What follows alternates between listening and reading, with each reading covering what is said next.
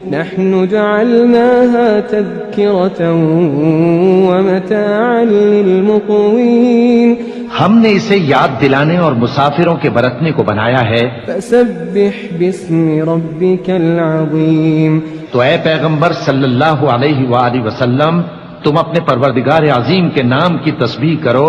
فلا اقسم بمواقع النجوم سو ہمیں تاروں کی منزلوں کی قسم. وإنه لقسم لو تعلمون عظيم اور اگر تم سمجھو تو یہ بڑی قسم ہے. إنه لقرآن كريم کہ یہ بڑے رتبے کا قرآن ہے في كتاب مكنون جو کتاب محفوظ میں لکھا ہوا ہے. لا يمسه إلا المطهرون اس کو وہی ہاتھ لگاتے ہیں جو پاک ہیں. تنزيل من رب العالمين یہ رب العالمین کی طرف سے اتارا گیا ہے. أفبهذا الحديث أنتم مدهنون کیا تم اس کلام کے ماننے میں دیر کرتے ہو؟ وتجعلون رزقكم أنكم تكذبون اور اپنا وظیفہ یہ بناتے ہو کہ اسے جھٹلاتے رہتے ہو. فلولا إذا بلغت الحلقوم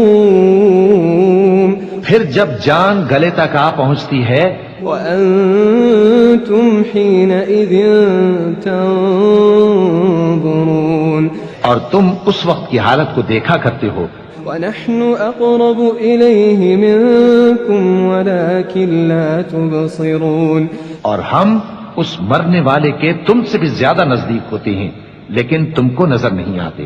فلولا إن كنتم غير مدينين بس اگر تم کسی کے بس میں نہیں ہو ترجعونها إن كنتم صادقين تو اگر سچے ہو تو تم جان کو لوٹا کیوں نہیں لیتے.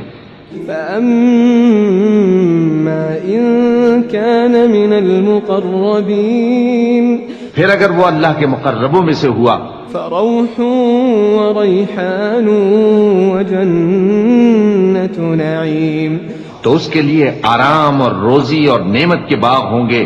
وأما إن كان من أصحاب اليمين اور اگر وہ دائیں ہاتھ والوں میں سے ہوا فسلام لك من أصحاب اليمين تو کہا جائے گا کہ تجھ پر داہنے ہاتھ والوں کی طرف سے سلام. وأما إن كان من المكذبين الضالين اور اگر وہ جھٹلانے والے گمراہوں میں سے ہوا فنزل من حمیم تو اس کے لیے کھولتے پانی کی ضیافت ہوگی وتصلیۃ جحیم اور جہنم میں داخل کیا جانا. ان هذا لهو حق اليقین یہ بات واقعی یقینی ہے. فسبح باسم ربك العظیم